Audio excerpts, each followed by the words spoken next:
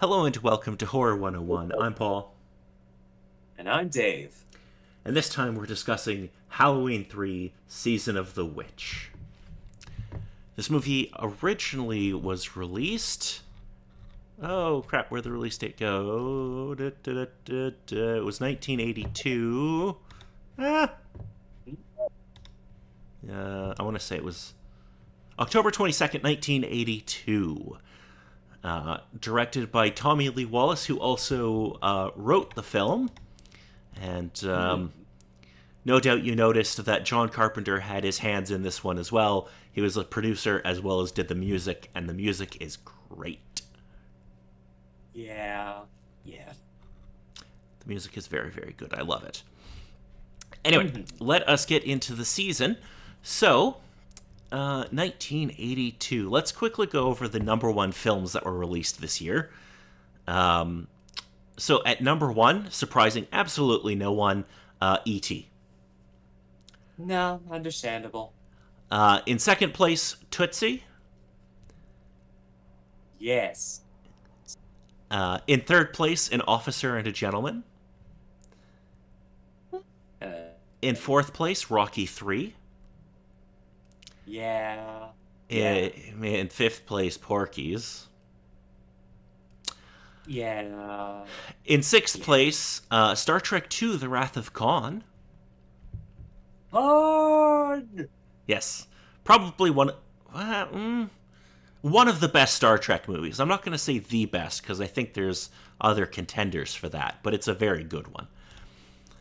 Yeah. How many It's different seasons, how many different particular things, but let's stay away from that for the time. in seventh, 48 Hours. In eighth place, a movie we've covered previously, Poltergeist. In ninth, Fairly understandable. Yeah. in ninth, The Best Little Whorehouse in Texas. Yeah. And in 10th place, Annie. Yeah. Yeah. Alrighty, so let us look at video games that came out this year. So this is the year before the NES launched in Japan, I think. I think it's 83 in Japan. So for best-selling home games, number one, surprising absolutely no one, Pac-Man. Pac-Man was the shits. Yeah. Yeah. At number two, Donkey Kong. At number Because three, of course. Frogger. Yeah. Yeah. At number four, Defender. Yes. At number five, E.T. Yeah. Yeah. At number six, Berserk. Yeah. At number seven, Space Invaders. Yes. At number eight, Asteroids. Most definitely. At number nine, Pitfall. And at Yeah, number 10, understandable. Night Driver. Yes, but also the mild case of I don't remember this one in any context. It's some kind of racing game. Yeah. And quickly, the 10 most popular songs of the year. Number one, Physical by Olivia Newton-John. Yeah. At number two is Eye of the Tiger by Survivor. Yeah, of course. At number three is I Love Rock and Roll by Joan Jett and the Blackhearts. hmm At number four is Ebony and Ivory by Paul McCartney and Stevie Wonder. Yeah. At number five is Centerfold by the Giles Band. Yeah. At number six, Don't You Want Me by the Human League. Yeah. At number seven, Jack and Diane by John Cougar. hmm At number eight, Hurt So Good, also by John Cougar. At number nine, Abracadabra by Steve Miller Band. And finally, Yeah. at number 10, Hard to Say I'm Sorry by Chicago. hmm So, now we can discuss Halloween 3 And Dave, I have one thing to say before we start the discussion. Um, 4 more days till Halloween, Halloween, Halloween. 4 more days till Halloween. Silver Shamrock. Yes, because of course. That was the one particular thing running through my head, but I think thankfully enough it just barely reached underneath the bar of getting supposedly stuck in my head, but I wouldn't be surprised if it pops up at some particular point, and knowing you, you're gonna try your best to do so. I love that little ditty. Understandable, but also the case of goddamn earworms, get them out! Okay, so as you probably noticed while watching this film, the Halloween franchise, which is most known for the killer Michael Myers, is not in this one. You know, aside from like a couple second cameo on a television. Yes, yeah, that's true. We do see an advertisement for the original Halloween um, fairly early in the movie while I think it's while the kids are watching TV. Yes. And it's like, watch the classic and then the big giveaway. So, let's get into the plot of this. We start on October 23rd, 1982 in Northern California, where we see a shop owner, Harry Crimbridge, clutching a jack-o'-lantern mask. He is pursued by mysterious men in suits. He collapses at the shop of Walter Jones, who calls for help.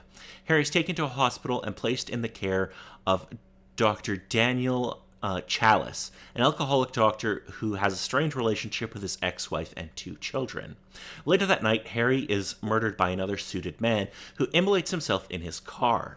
After identifying the body, Harry's daughter Ellie meets Daniel to talk about the suspicious events surrounding Harry's death.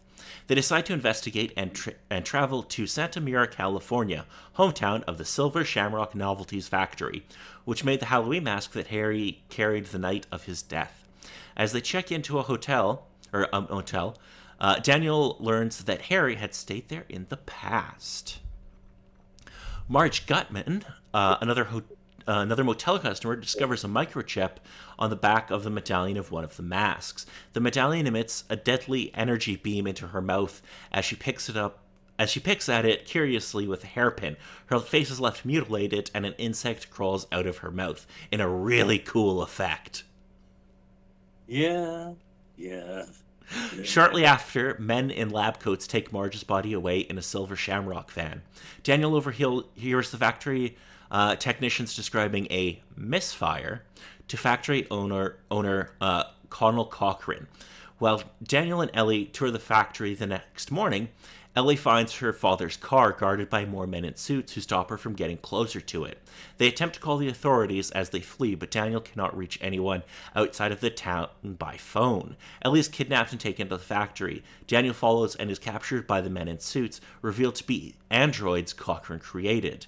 Cochran takes Daniel to the final processing control room and reveals his plan. The microchip on each mask contains a fragment of Stonehenge that he stole. Upon viewing the big giveaway commercial, the microchips on the masks activate, killing the wearer with brain damage and releasing a swarm of insects and snakes that kill anyone nearby. Cochran locks a mask-clad Daniel in a room and explains that his plan to resurrect ancient rituals from his native Celtic lands, sacrificing children at Samhain, the pagan celebration of the coming winter. Daniel escapes his bonds and rescues Ellie. He sneaks into the control room and activates the commercial on the screens and pours a box of medallions from a ceiling rafter, killing everyone. The Stonehenge remnants kill Cochran, and a massive fire destroys the factory. As they flee, Daniel is attacked by Ellie, who is actually an android replacement, which he destroys after a struggle and car crash. He flees on foot to Walter's shop and frantically contacts television networks, attempting to stop the commercial broadcast. He succeeds with 2 networks, but seemingly fails with a third, despite screaming into the phone, pleading with them to stop. So, Dave, what did you think of this film? Well, as it sits with this particular one, I'm of 2 particular minds of it, especially with the little bit we discussed the previous week before watching the film. It's an interesting concept for the idea of the storyline, how it goes along, and especially with being part of the Halloween series, just how much of a sharp left turn it makes from the series in most sort of cases. But the addition of just with the ideas from the movie, the couple things that they went about with, and how it sort of went with certain ideas, it either seemed a little bit meandering with the story in certain spots, or just didn't really seem to work that well with the couple story ideas that they sort of went with.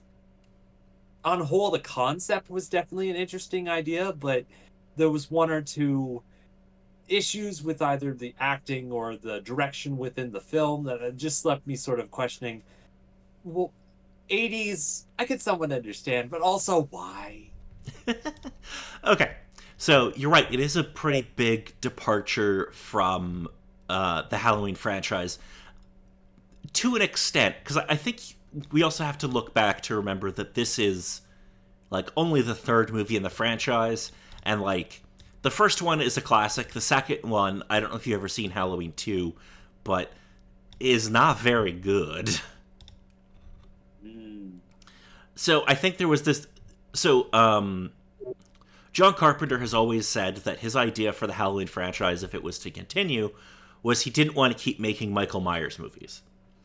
He wanted to do like a different scary story for each one. It was like, maybe we'll have like some characters come back and stuff, but it was to be like more or less like an anthology series.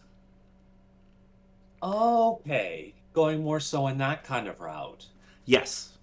That obviously didn't come to be because this film wasn't super successful at the box office compared to the previous two, and they brought back Michael Myers 6 years later with Halloween 4. But I loved that idea of making it into a anthology series.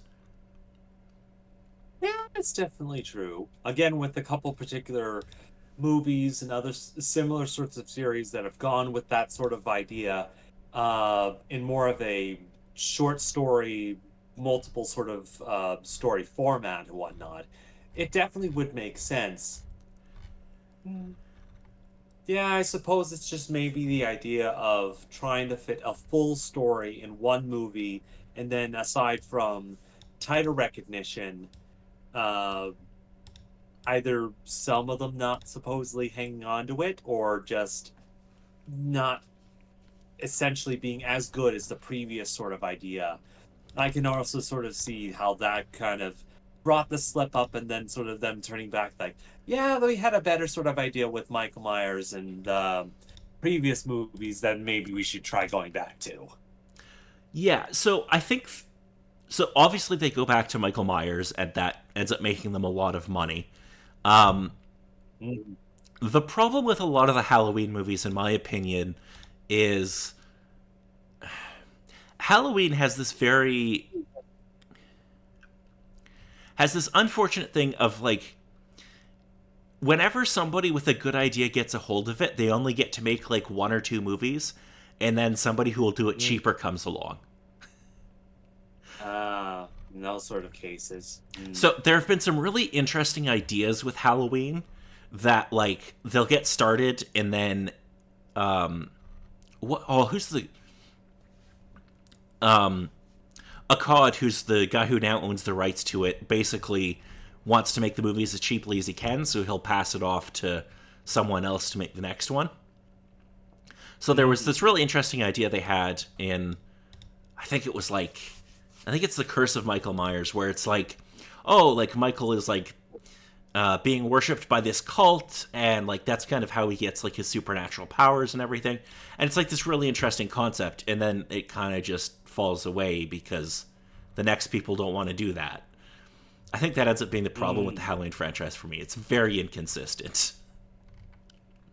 Yeah, kind of the marvelous idea of, well, the supposed thought after you sort of explained that was parent handing off a family heirloom to the child and whatnot. The child just sort of thinking, I'm not so much into it. I'll do this with it instead. And it not exactly being to the parents' vision or the original idea of it. Yeah, and like I feel like the problem I think with Halloween has always been there's never been like, I mean, John Carpenter did the first two movies and those, well, the first one's really good, but there's never been like a steady guiding hand for the franchise. Which Yeah, I think that's is true. why I like. I think that's why I like Season of the Witch, because I'm like, it's one movie, you can't screw this up. I will admit there are problems with it. It could use another pass. The screenplay could use another pass to tighten it up, and it could use a little bit more editing to kind of cut some bits out here and there. But I think overall it is the best. Other than the original Halloween, it is one of the best in the franchise. Yeah, I can somewhat see that. Because again, the ideas and concepts that it kind of works with, the ideas and whatnot there, are definitely interesting. Especially with the case of the two main characters coming into the town and the such tight-knit community, everyone looking out their windows, seeing these new people coming in just brings that marvelous unnervedness within certain films and whatnot. And then the mystery and questioning of all the particular stuff.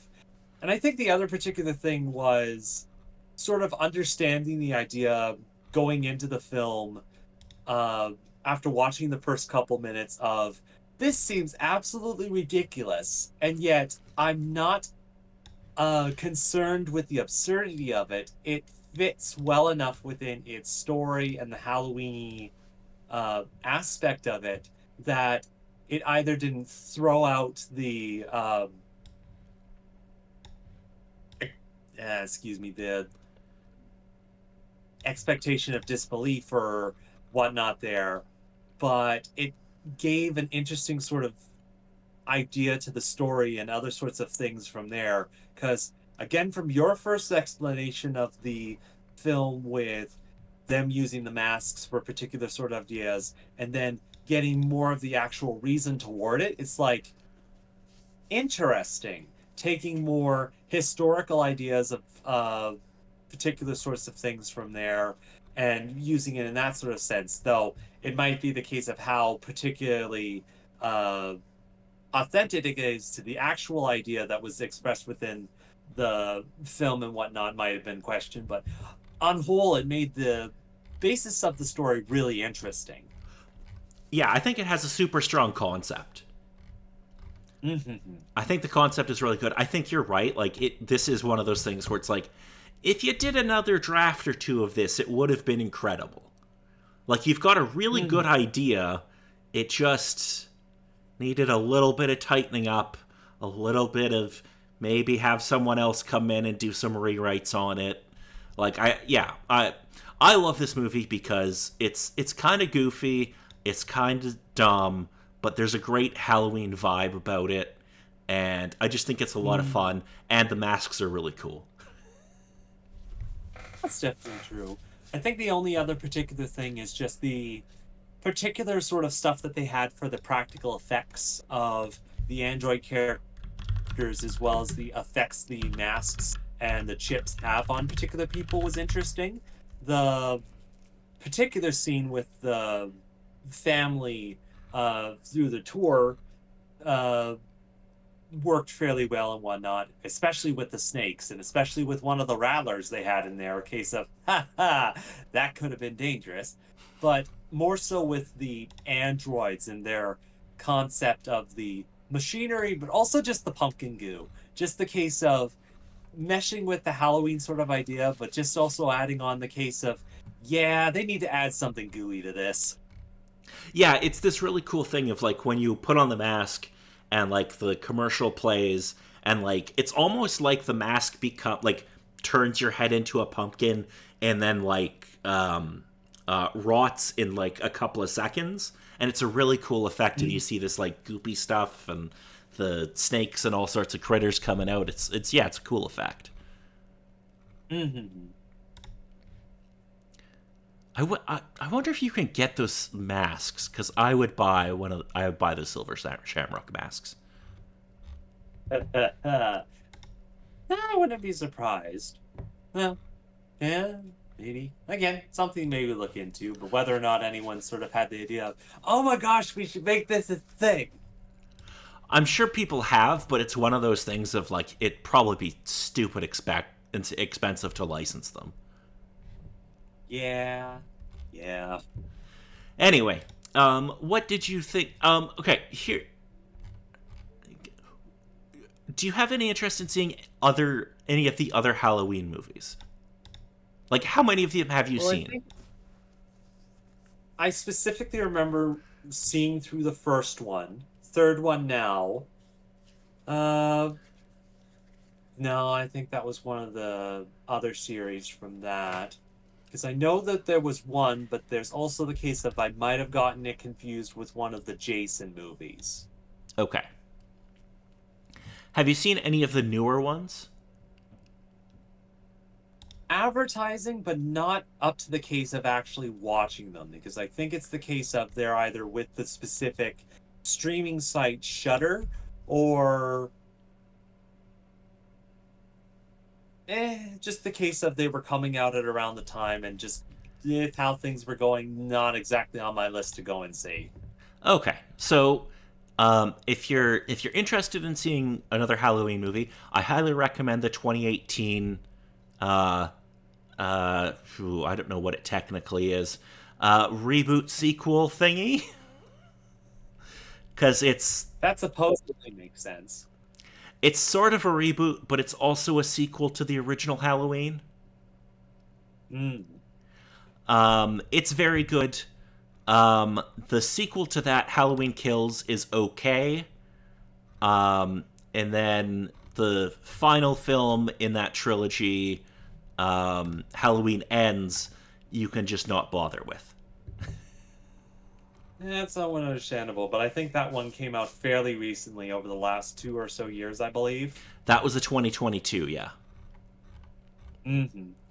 And it is bitterly disappointing. But again, understandable. With the little bit I can somewhat remember with the advertising. Yes. Other than that, was there anything else you wanted to discuss about the horror movies you've watched this year? I think on whole, it's just the one particularly big case is a lot of the base concept and idea of a lot of the movies that we kind of worked on and watch is kind of the anthology style, listening to a lot of scary stories, and just kind of remind me, gosh, I need to work on watching Trick or Treat again at some point. Hey, Trick or Treat is so good. But we couldn't cover it because you've already seen it. Yes, so very true. But I think aside from that, just the bit of the case of it's one of those particular sorts of things, either having it within this anthology style or small little ghost stories or other sorts of things that kind of makes a nice introduction for either young kids or people that are a little bit more squeamish or not too prone to seeing more of the harder core horror films, especially around in our day and age, that fit kind of well for particular sorts of things, because it's one of those particular sorts of things that it's so selective to each particular sort of person of what kind of horror they appreciate, can handle, or just can't really touch upon. Yeah, so last year we did a couple of last year, for anybody who didn't watch those videos, we did a Nightmare on Elm Street, Happy Death Day, Poltergeist, The Cabin in the Woods, and The Grudge. Because I kind of wanted to touch upon a couple of different genres, and I was like, yeah, I mean, Dave's never seen Nightmare, and I'm like, that's a pretty good slasher. And then Happy Death Day and Cabin in the Woods, they're kind of like horror comedies. And then we did Poltergeist and Grudge, because those are ghost movies, and that's kind of like the big three types of horror movies. Whereas this year I wanted to do more of the anthology, and I wanted to do more of like a horror comedy bend, where a lot of the movies we watched have been a bit, maybe not funny, but a little bit sillier. Like the Monster Squad isn't I called it a horror movie, but it's not really a horror movie. it leans far more into the kids style comedy, and especially the 80s cool kid sort of aesthetic sort of case. Thank God, despite the fact that I can somewhat remember the ending title, that nothing stuck too much, but it's the only one thing I'll ever remember from that film that I'll have to beat with a stick every time I need to go back to it. Yeah, and we did Creepshow, which, you know, it's maybe not kid friendly, but it's not super like, I don't know. I feel like it's pretty accessible to somebody who's new to horror. And then I kind of threw you into the deep end with Chainsaw. Yeah. Yeah. And then last week we did Late Night with the Devil, which again, kind of doing the possession ghost story thing. And this week I wanted to do Season of the Witch just because I like it. So understandable. I've tried to introduce you to a few different things. Is there any particular one of those where you're like, I liked that, I would want to see more movies like that? I think on whole, most all the films that you've shown me have their own particular sort of pros and cons to all the particular sort of stuff I've seen. I think at the very most was the case of, again, out of all the movies you showed me, Chainsaw Massacre was the case of the story concept and the thing at the time. It's completely understandable, and that it could leave a bit squeamish from there.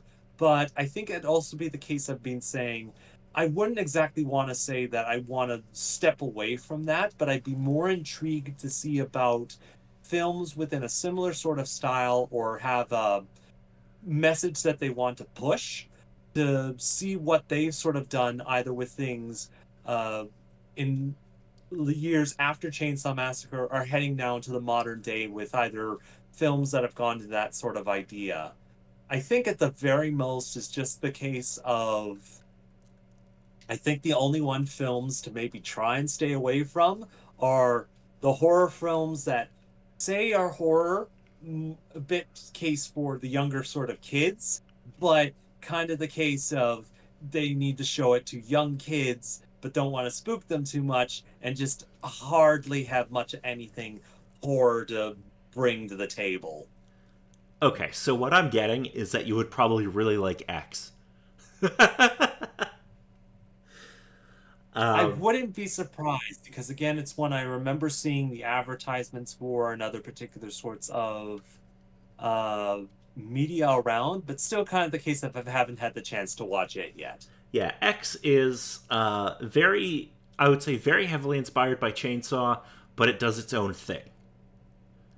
And it does some fucked up things too. Yeah. Yeah. But anyway, until next year, I'm Paul. And I'm Dave.